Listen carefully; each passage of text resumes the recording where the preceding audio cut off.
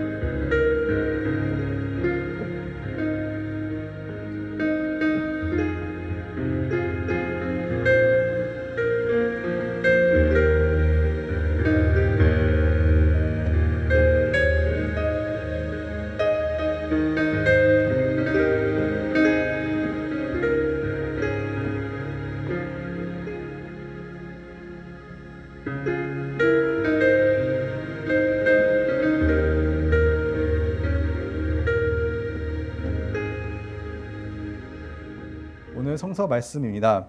사도행전 17장 25절에서 26절입니다. 또 무엇이 부족한 것처럼 사람의 손으로 섬김을 받으시는 것이 아니니 이는 만민에게 생명과 호흡과 만물을 친히 주시는 이심이라.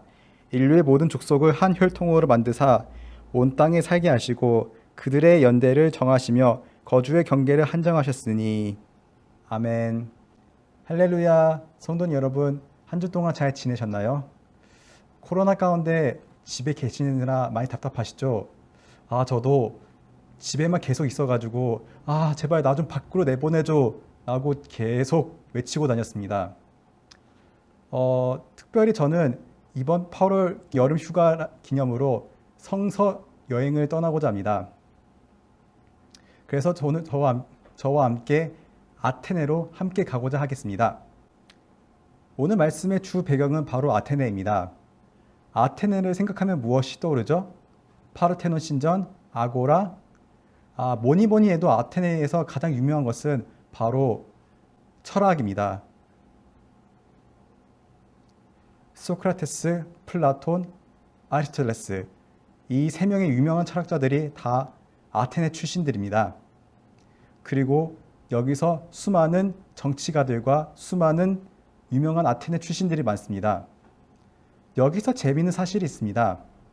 아테네 사람들은 복음을 전도하는 바울을 핍박을 하지 않았습니다. 다른 곳 같으면 예수의 이름을 전한다고 바울을 고발해서 채찍질을 하거나 아니면 돌을 던졌습니다. 성서에 보면 바울에게 이런 말을 했습니다. 그를 붙들어 아레오파고에 가며 말하기를 내가 말하는 이 새로운 가르침이 무엇인지 우리가 알 수 있겠느냐. 철학의 본거지답게 아테네 사람들은 열린 마음으로 바울에게 아레오파고에 가서 같이 이야기를 하자고 했습니다. 우리는 이 아레오파고를 주목해야 합니다. 우리가 생각하기에 이 아레오파고는 그냥 언덕이라 생각할 수 있습니다. 그러나 이 아레오파고는 그리스 정치가 솔론이 아테네의 최초의 법을 만들었던 곳이기도 합니다. 또한 이곳에서 고대 그리스인들이 헌법을 제정하기도 했습니다. 이를 비유하자면 바울이 그리스의 국회의사당에 가서 복음을 전도한 것과 똑같다고 이해할 수 있습니다. 그런데 신기하게도 바울은 아테네 시민들에 대해서 크게 분노를 했다고 나와 있습니다. 왜 그럴까요? 우리는 바울이 이 분노한 것을 알기 위해 아테네 시민들에 대한 습성을 알아야 될 것 같습니다.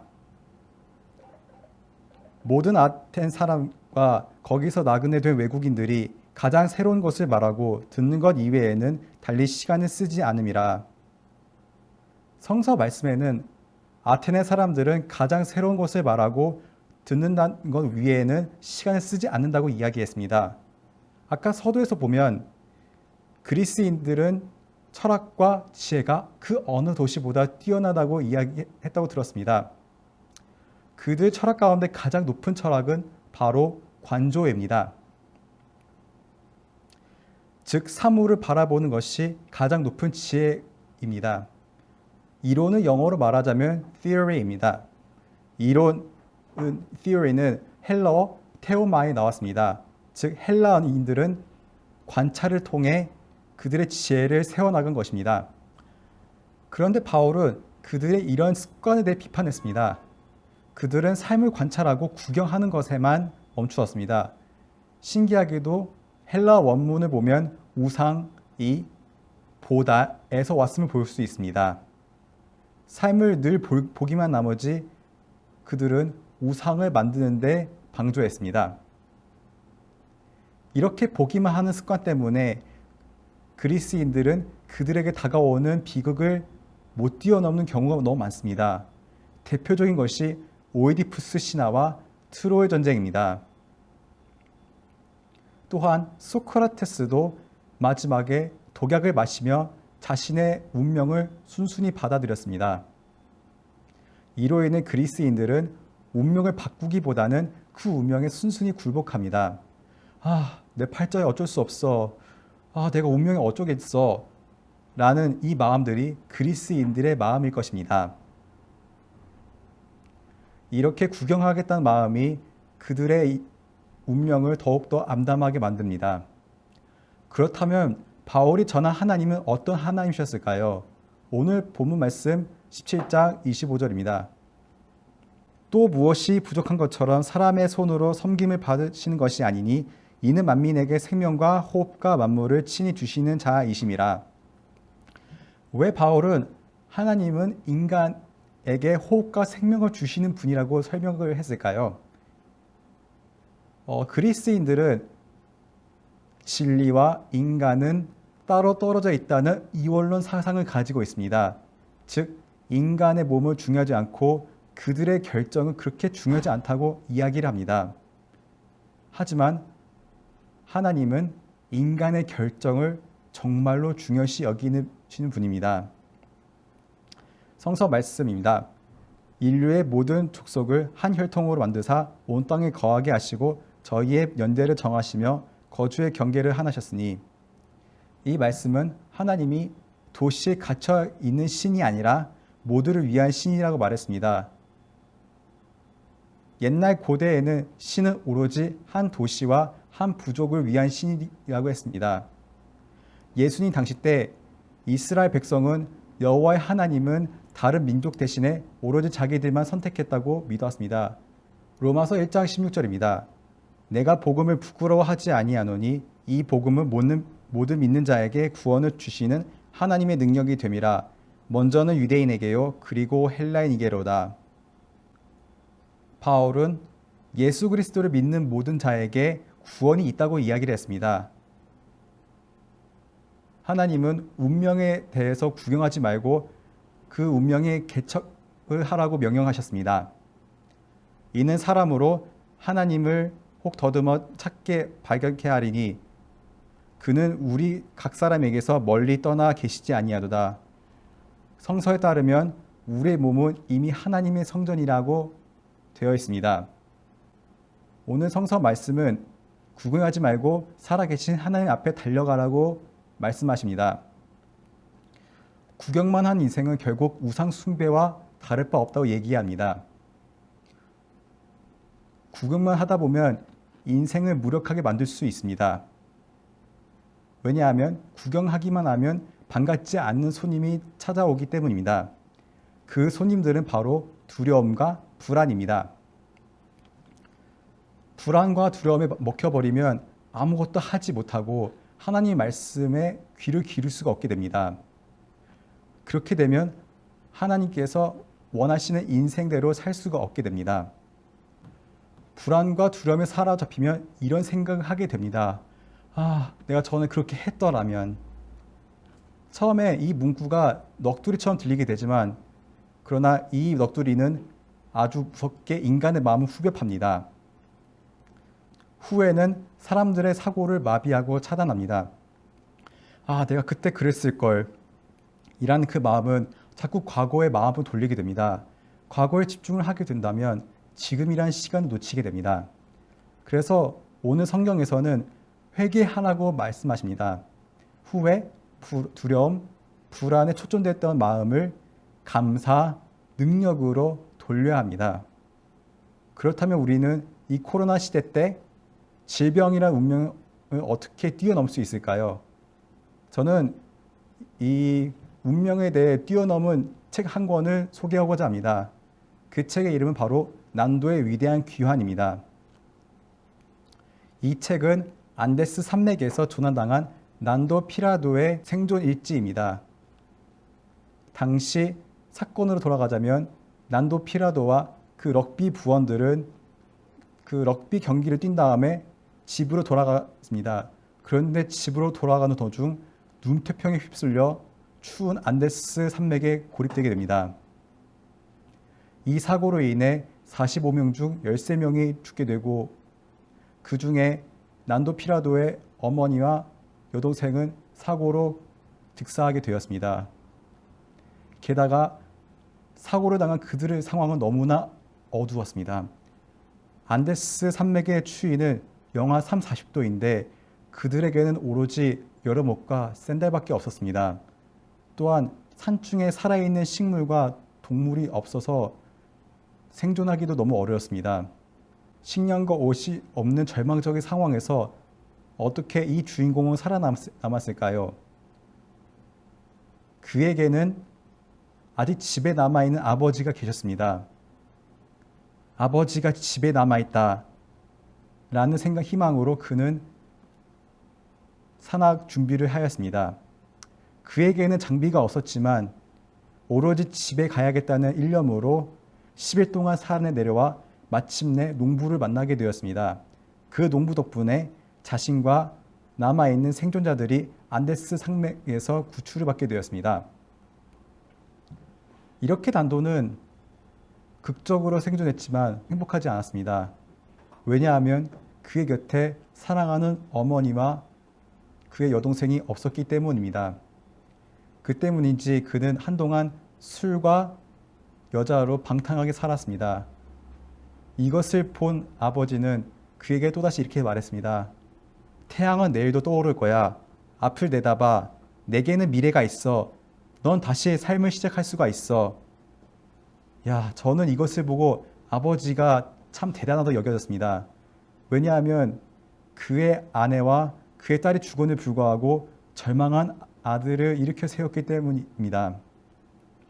이렇게 아버지의 위로 덕분에 난도 피라도는 다시 마음을 고쳐 아버지의 가업을 물려받고 또한 자신의 경험 토대로 세계 여러 곳을 돌아다녀 절망에 빠진 사람들에게 용기를 불어넣게 되었습니다. 그 강연 토대로 쓴 책이 바로 이 난도의 위대한 귀환입니다. 이처럼 바울도 난도와 같이 비슷한 환경에서 복음을 전파했습니다. 고린도후서 11장 23절입니다. 내가 수고를 넘치도록 하고 옥에 갇히기 더 많이 하고 매도 수도 없이 많고 여러 번 죽을 뻔하였으니 그는 이렇게 고난 당하였을 뿐만 아니라 어려운 교회들을 위해 자신이 손수 모금을 하고 다녔습니다. 또한 그는 복음을 전파하다가 옥살이를 하기도 했습니다. 이 옥살이 하면서 그가 쓴 서신이 있습니다. 그것은 바로 에베소서입니다. 감옥에 갇혀 있으면서 하나님께 찬송을 드렸습니다. 에베소서 1장 3절입니다. 찬송하리로다 하나님 곧 우리 주 예수 그리스도의 아버지께서 그리스도 안에서 하늘에 속한 모든 신령한 복을 우리에게 주시되 그가 찬송한 이유는 바로 하나님이 우리에게 복을 주셨다는 것을 감옥에서 발견하게 되었습니다. 그는 감옥에서도 절망하지 않고 여러 교회에게 편지를 보내 위로를 하기도 했습니다. 난도는 아버지에 대한 사랑으로 자신의 인생에 한 걸음을 내디뎠다면 바울은 예수 그리스도를 만나서 그의 인생을 한 걸음 더 내딛게 되었습니다. 난도는 안데스에 살아남은 자들과 이렇게 이야기하였습니다. 우리는 산중에서 절망의 순간에 봉착해 서로 이런 말을 했었다. 한 번만 더 숨을 쉬어봐. 숨을 쉬고 있는 한 너는 살아있는 거야. 그리고 바울은 절망 속에서도 그리스도 예수의 이름을 전파하는 데 온 힘을 다했습니다. 하나님께서 우리에게 호흡을 주신 이유는 바로 더 희망을 갖고 살라는 것입니다. 살아있다는 것을 느끼는 것은 바로 어려운 순간에 굴복하지 않고 한 걸음 더 앞으로 나아가는 것입니다. 저는 이 어려운 시기에 난도와 바울같이 한 걸음 더 내딛는 성도님들이 되기를 기도하겠습니다. 아멘.